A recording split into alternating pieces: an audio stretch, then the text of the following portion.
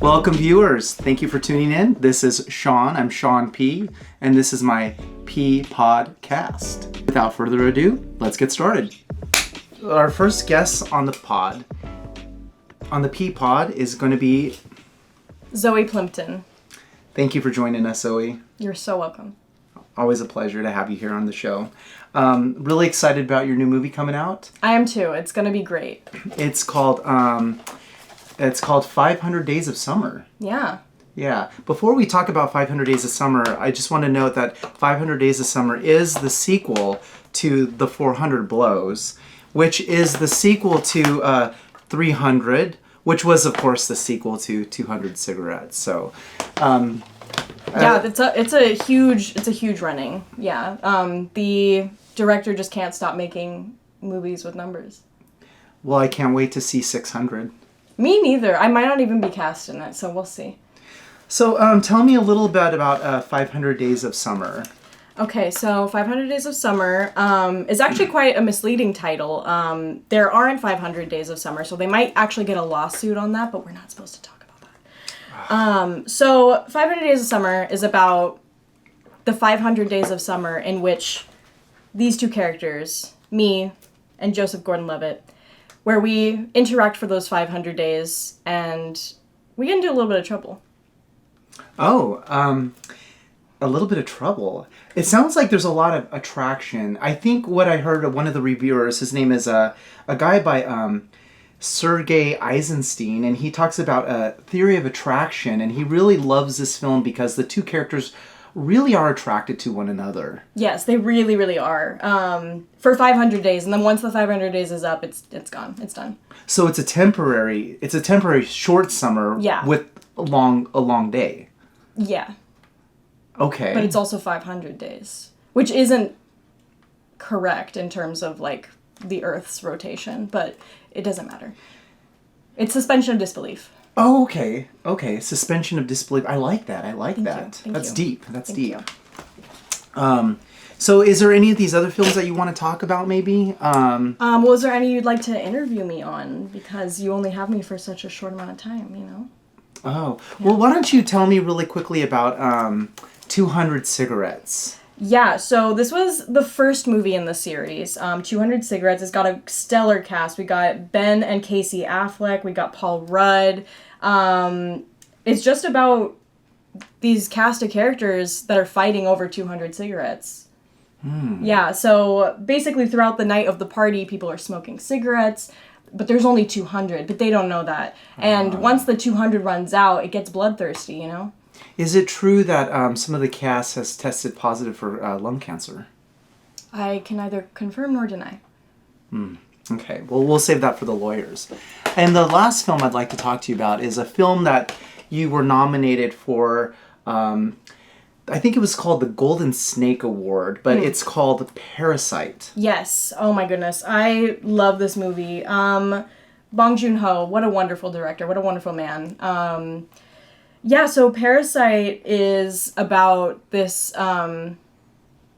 this family that accidentally eats a bad batch of sushi, and it's about the parasite that eats them from the inside. It's not something I normally do. I don't do a lot of horror.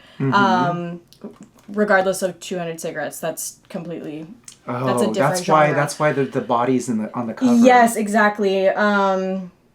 So yeah, it's quite gruesome actually. I can't even watch it. It's too scary. So there's another really good film about that I'd like to talk about that has somebody who ate really bad food and they had the runs and they had to go all over looking for a bathroom. Yeah. And it's called Run Lola Run, and no public restrooms in Germany. I mean, no, there's really none. It's kind of a problem. Yeah, we really need to write their government about that. But thank you so much for being on the show. That was a wonderful. Good luck with 600. You're so welcome. We'll see if I get cast for 600. Thank you. Thank you for having me. Oh, you're welcome. Come back anytime. Okay, I will. All right. Bye-bye. Bye. Today's sponsor is John Wick. John Wick candles. That's good.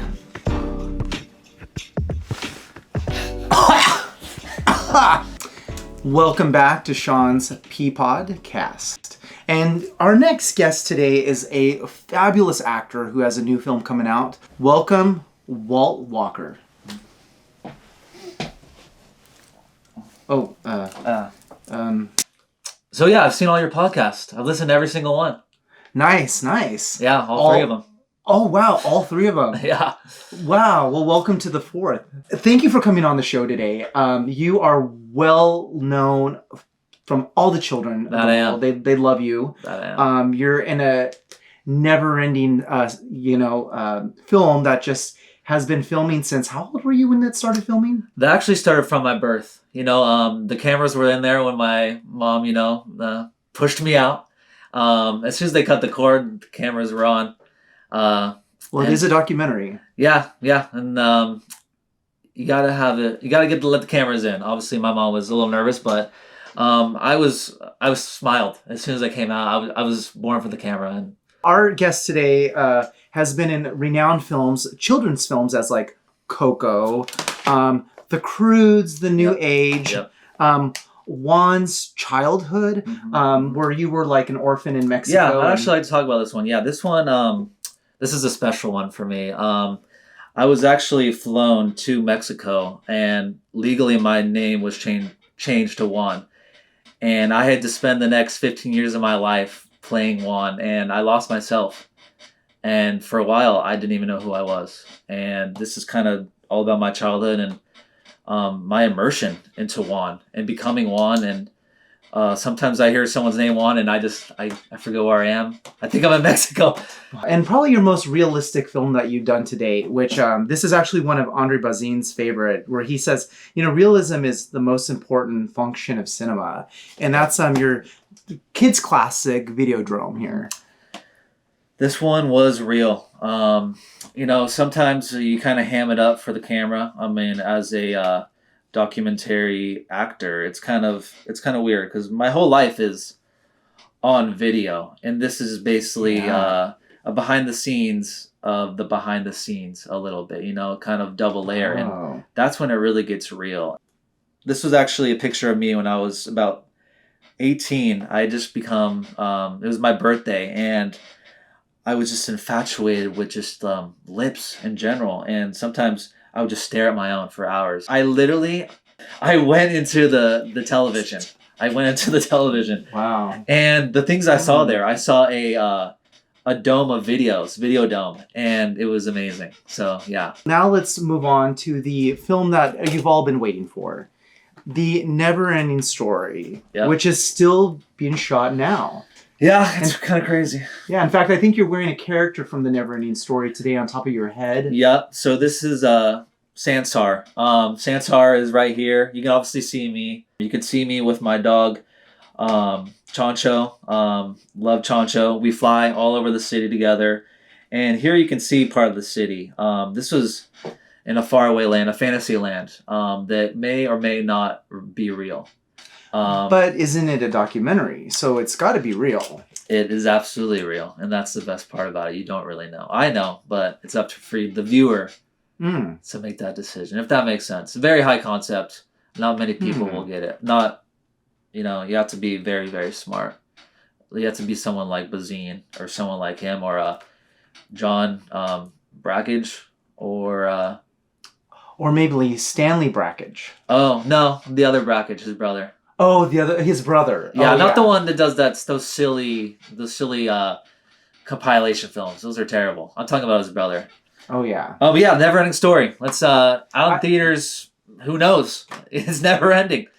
My question is about The Never-Ending Story, since it's such a long film because it's been going on your whole life. Yeah. If I buy a ticket for that, how long do I need to worry about my car for parking?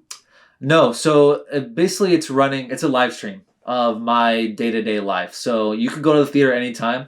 You buy a ticket and you watch whatever I'm doing at that moment. You just buy a ticket, you go for a little bit, and that's about it. You'll see the never-ending story, and it won't end. I have plans to, even after my eventual death, I have plans to keep the film going with artificial intelligence. AI, digital, the artifice. I think Arnheim would really appreciate that, Arnheim would, despite what the critics say about Arnheim and all his theories. He has so many theories. He like the raw materials of film, so like AI and computer software. And, exactly. So he loves these kind of things. He loves AI. He's very excited. Actually, I talked to him through an AI bot of his, where really? I could have a conscious conversation with him. And we did with Mr. Arnheim, and he was actually the one who inspired me to keep my story going after my death. Very proud of that. Yeah, Wow. I had to have his blessing if I was going to do something like that. So. All 6 of you, 5, 8, 7, however many there are. Well, yeah, not 8 because one's here. So 7 viewers, 7 subscribers. You got to check out the Never-Ending Story. It's amazing. It's amazing. Thank you for tuning into our podcast today. And like and subscribe. Become our 9th subscriber. We really need it. And we'll see you next time. Bye.